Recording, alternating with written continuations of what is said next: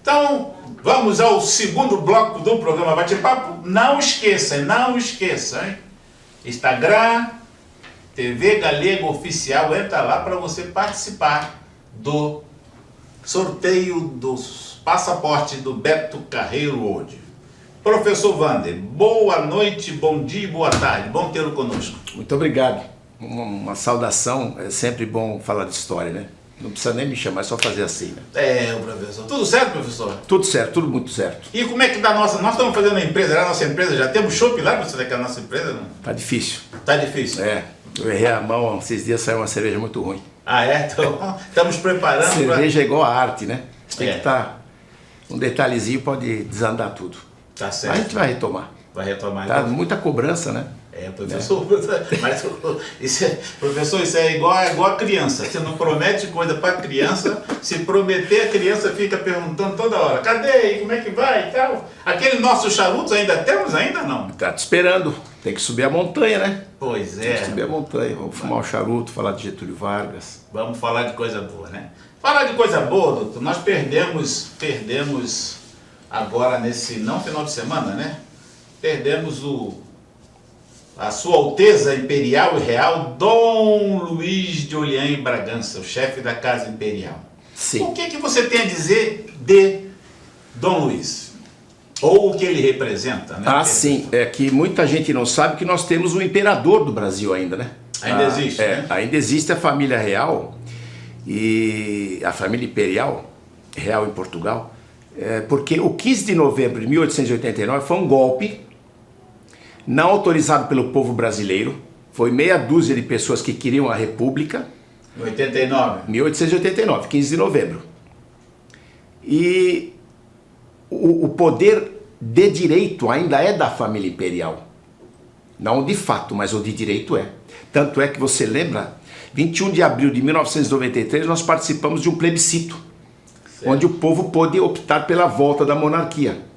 Mas como os brasileiros, infelizmente, pela República foram deseducados, desinformados, quando eu digo, e aconteceu na semana passada, morreu nosso imperador.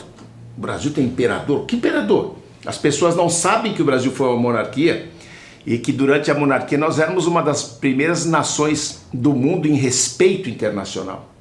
O nosso imperador Dom Pedro II, que foi derrubado por esse golpe fraudulento, ele era consultado por monarcas europeus, ele era um sábio, foi uma época de ouro da história do Brasil. Porque, já me interrompendo, o Brasil teve o Brasil Império, né? Sim. O Brasil Império, então ele teve de 1821 a 1825 foi a independência.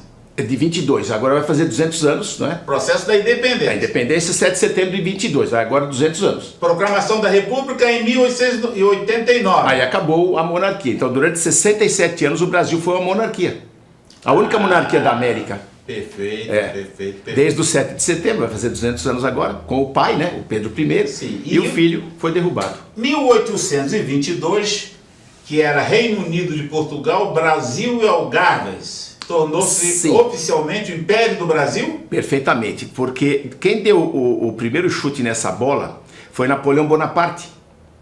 Quando Napoleão invadiu Portugal, a família real toda veio para o Brasil. Na verdade não foi a família real, foi o Estado português. Veio de 15 a 18, 20 mil pessoas, ninguém sabe.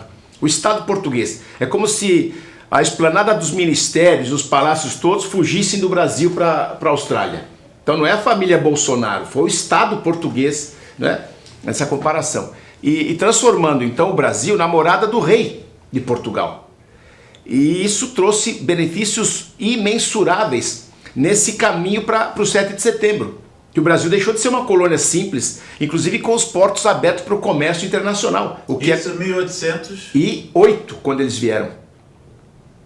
Né? Quando Napoleão invadiu Portugal. Então isso deu uma aceleração bastante interessante nesse processo. E o ponto de partida do rei para Portugal, porque aconteceu depois disso uma revolução em Portugal exigindo que o rei voltasse, em 1820.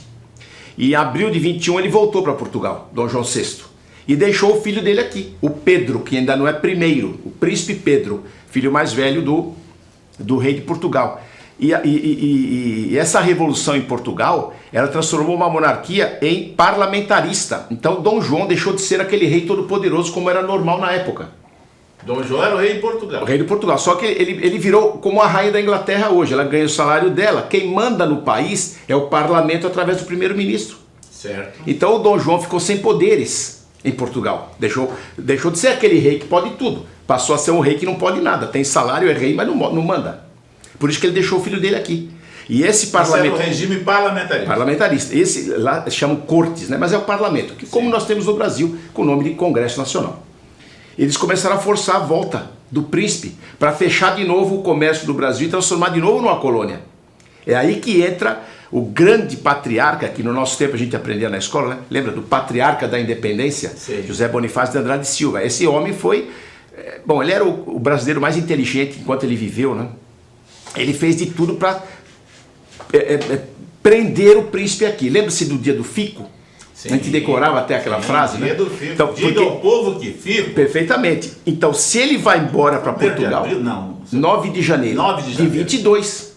Então, Certo. tudo ali começou. Não é? Em 22, ele tem o dia do fico. Em março tem o cumpra-se, que ele exigiu porque foi assim, as cortes, para tirar a autoridade dele, nomearam lá de Portugal governos, as juntas governativas, as famosas juntas provisórias para governar as províncias, para tirar a autoridade dele.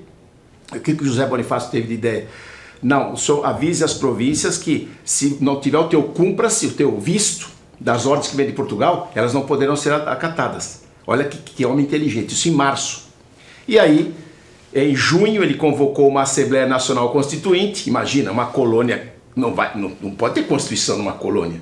Quando essa notícia chegou em Lisboa, é que eles mandaram a carta ameaçando de desembarcar no Brasil e prendê-lo, levá-lo preso para Lisboa. O Bonifácio. O Pedro, o filho do rei. Sim, e aí entra, exatamente. E aí entra a figura, né, um gigante, não, uma gigante, a esposa dele, a austríaca Leopoldina, que segurou as pontas e ela estava governando no dia 7 de setembro. Ele estava em São Paulo, ele foi a Santos, e ela então fez aquela carta famosa colocando ele na parede, né? Não tem mais saída, ou você fica aqui e proclama a independência, e ele foi o que ele fez, 7 de setembro, 200 anos. Maravilhoso, a história é maravilhosa. Então essa foi Brasil Império. Começou ali, Brasil Império, e ele foi coroado Pedro I do Brasil. Então foi o primeiro reinado, que foi de 22 a 31. Perfeitamente. Em 31 ele foi derrubado por um golpe também. Certo. E voltou para Portugal, tomou o poder como Dom Pedro IV. Então ele tem duas coroas. A coroa de Dom Pedro I e lá rei Dom Pedro IV. E é curioso, Dom Pedro I é o único homem conhecido que nasceu e morreu na mesma cama, no mesmo quarto. Coisa curiosa, né? Ele nasceu em Queluz e morreu na mesma cama, no mesmo quarto, com 36 anos de idade. Isso foi até 40 e veio o segundo reinado. Aí entrou em crise, porque o menino só tinha 5 anos, o Pedro seria o Pedro II. Sim. E então estava previsto na Constituição, que ele tinha escrito, que o Brasil seria governado por 3 regentes, 3 políticos. E o Brasil entrou numa crise, vários movimentos separatistas, ficou horrível. Foi aí que deram a ideia de antecipar aquele chamado golpe da maioridade que chamam, lembra? Sim. Que não é golpe nenhum, foi o Congresso que aprovou. Ele foi coroado aos 14 e a Constituição dizia 18. Aí começa o chamado segundo reinado, que na verdade é segundo império. Nós tivemos 2 impérios, né? O primeiro do pai e o segundo do filho, 1840 até o golpe, infeliz golpe que o Deodoro deu. Então tá. Então é assim, para a gente recapitular, a gente passa muito na escola, a gente passa por isso como obrigação, né?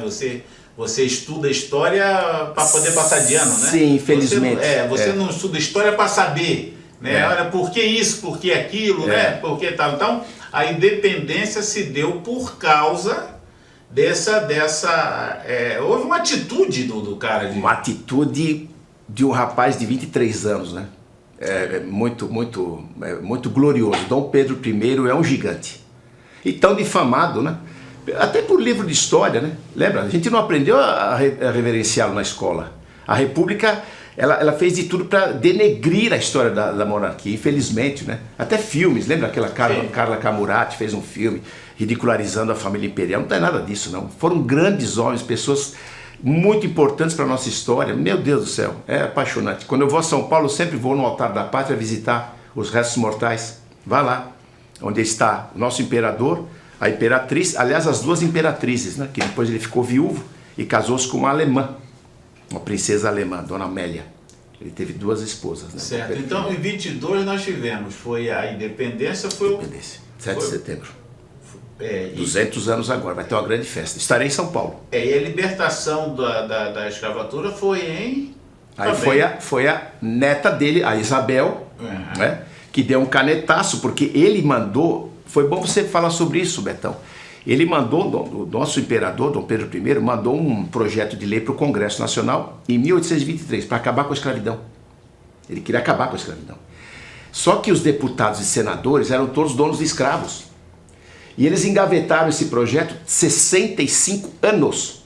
Ficou engavetado. A gente reclama hoje que... Né, lembra do Rodrigo Maia, que engavetava as coisas? 65 anos ficou engavetado. Até que a neta dele deu um canetaço. Sim. E custou o trono. Os fazendeiros não perdoaram e derrubaram a família imperial. Já veio aqui em 1888. 1888. Depois de 1 ano e meio, eles foram derrubados por esses cafeicultores. Alguns deles, né? Infelizmente. Então tá aí, a coisa...